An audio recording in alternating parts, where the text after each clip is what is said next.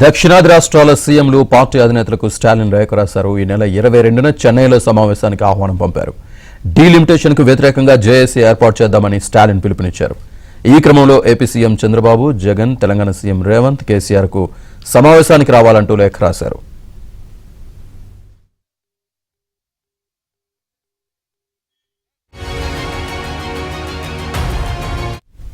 CM Stalin లేఖకు సంబంధించి పూర్తి సమాచారాన్ని మా ఢిల్లీ బ్యూరో చీఫ్ కృష్ణ అందిస్తారు. కృష్ణ,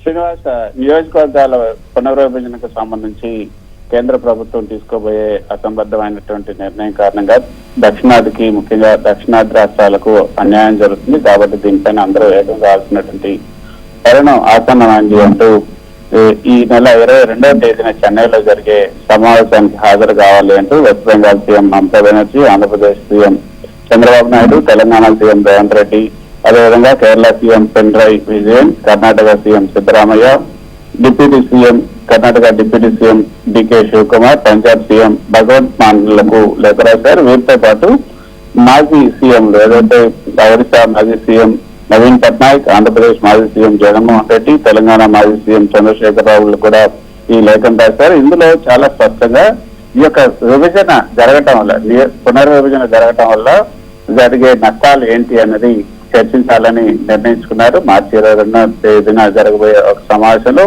అసలు భారతదేశంలో 1952, 1963, 1973 సంవత్సరాల్లో ఈ డీలిమిటేషన్ ప్రక్రియ జరిగింది.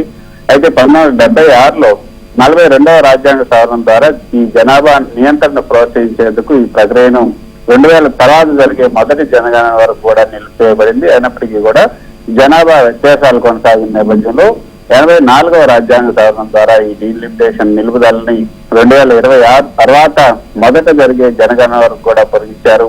కానీ 2021 జనగణన ఆలస్యం కావడంతో అసలు 2031 జనగణన తర్వాత జరగాల్సినటువంటి ఈ యొక్క డీలిమిటేషన్ ప్రక్రియ ముందుగానే జరిపించాలని కేంద్ర ప్రభుత్వం భావిస్తుంది. సో ఇంత త్వరగా ఈ నిర్ణయం తీసుకోవడం వెనుక అసలు ఉద్దేశాలు ఏంటి, అసలు ఎందుకు ఈ విధంగా నిర్ణయం తీసుకుంటున్నారు? 2026 తర్వాత జనాభా ఆధారంగా ఈ డీలిమిటేషన్ అమలు చేస్తే అది తీవ్రమైనటువంటి అసంతుల్యతను సృష్టించవచ్చు. జనాభాను నియంత్రించి మెరుగైన పాలన సాధించినటువంటి రాష్ట్రాలకు అన్యాయం జరిగే అవకాశం ఉంది. జాతీయ విధానాలను నిర్ణయించే చట్టసభల్లో అంటే పార్లమెంట్ లో తమ ప్రాతినిధ్యం తగ్గిపోవచ్చు. ఒకసారి ఇది అమలు చేయబట్టే ఈ యొక్క అసమతుల్యత ఏదైతే ఉందో దాన్ని దశాబ్దాల పాటు కొనసాగుతుంది. ఫలితంగా దక్షిణాది రాష్ట్రాలకు తమ ప్రజల ప్రయోజనాలను సమర్థంగా కాపాడుకునే అవకాశాలు తగ్గిపోతాయి. మన రాష్ట్రాలకు హక్కులు లేనటువంటి వనరులు, జాతీయ నిర్ణయాలపైన ప్రభావం చూపే సామర్థ్యం కూడా తగ్గిపోతుంది. సో ఈ యొక్క డీలిమిటేషన్ పైన ఈ యొక్క పోరాటం అన్నది డీలిమిటేషన్ వ్యతిరేకం కాదు, దాన్ని అభివృద్ధి సాధించినటువంటి రాష్ట్రాల పట్ల ఆయుధంగా ఉపయోగించడానికి మాత్రమే వ్యతిరేకిస్తున్నాము. ప్రస్తుత నివేదికల ప్రకారం ఈ డీలిమిటేషన్ ప్రక్రియ జనాభా ఆధారంగా 2 మార్గాల్లో చేపట్టే అవకాశం ఉంది.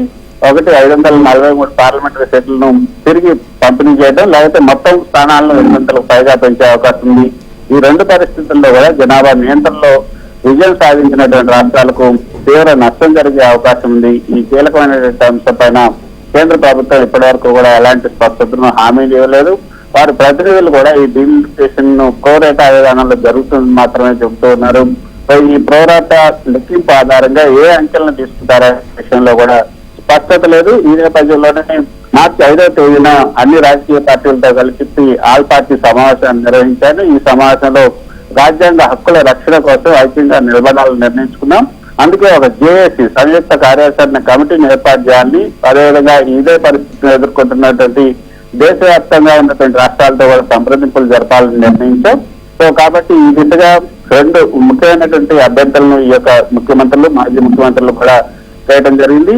తమిళనాడు, కేరళ, ఆంధ్రప్రదేశ్, తెలంగాణ, కర్ణాటక, పశ్చిమ బెంగాల్, ఒడిశా, పంజాబ్ ఈ రాష్ట్రాలతో కలిపి సంయుక్తంగా ఏర్పాటు చేయబోతున్నటువంటి సంయుక్త కార్యాచరణ కమిటీ జేఏసీలో ఒకరిని చేరేందుకు అంగీకారం తెలియజేయాలి.